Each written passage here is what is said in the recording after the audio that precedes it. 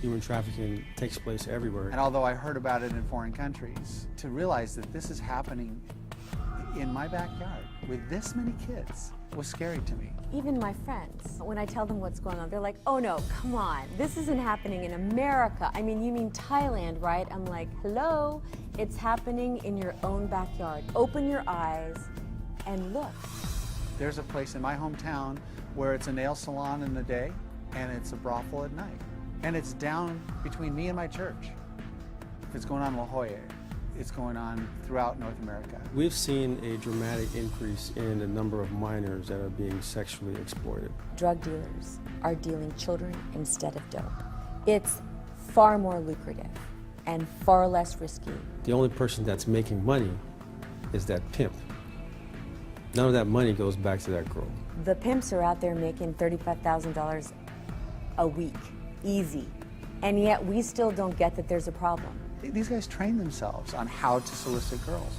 The violence that's now coming into this is horrifying. It's just unbelievable how these kids are being treated. And it's really slavery, modern day slavery, in its purest incarnation. One of those myths or misconceptions is that these girls are out there because they choose to be out there. These girls have so much trauma.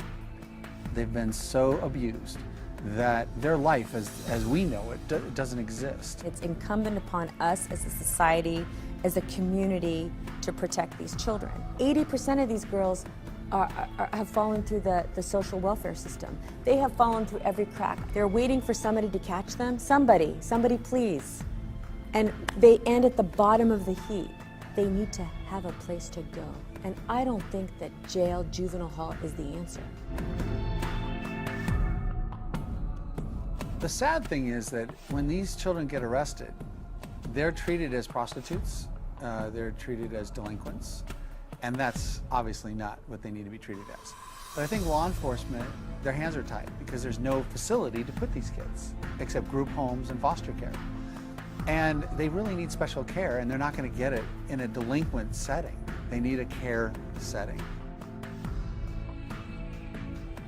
Instead of with understanding that they have been coerced and tricked and manipulated and deceived, we are labeling them. 80% of these girls are runaways. 80% of these girls are looking for a sense of somewhere to belong, a home. They need a place. Because at the end of the day, they're children, and we forget that they're children.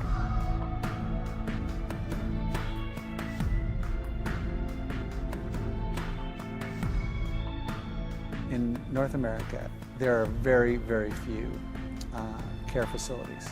It's sad. This needs to be an emphasis, and I believe the church needs to step up to the plate.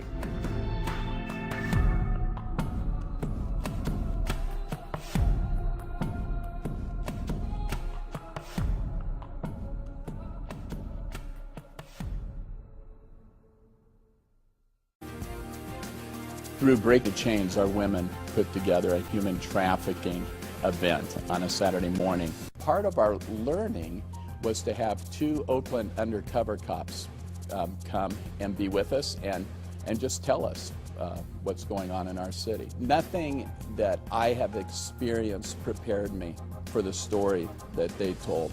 I was so shocked that within 10 minutes of where I live and I serve, on the average night, they said there are 100 children in slavery. As a follower of Jesus Christ, and honestly as a responsible citizen of my city and of this country, if that's real, how could I not try to do something? New Day for Children is being established to be a place of healing, education, dreams, restoration. And I've always had a passion to work with these kind of kids. They are the victims of all victims in my book, and I just have such a heart for trying to restore them and support them.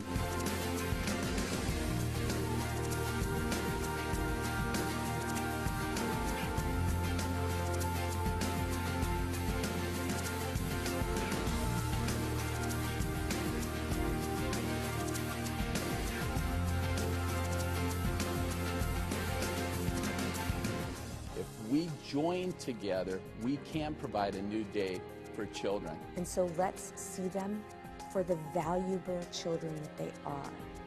Let's see them for the future of our country that they are, and help them get them. I reread the parable of the Good Samaritan in view of these young girls. A young girl was going home when she fell into the hands of traffickers who stripped her of her clothes, beat her, brutalized her, and then enslaved her as a prostitute. Some people walked by, misjudged her, and labeled her as a prostitute. Shame on you. Others walked by and said, ooh, this is too overwhelming for me, and kept going. And still others walked by, saw her, and took pity on her, and brought her where? To a safe place, a place where she could be restored, where her needs could be met. And in Jesus' parable, he asked, who was the good neighbor? It was the one who showed mercy, and ends it with these words, go and do likewise. That's his word to you and me today. Go and do likewise.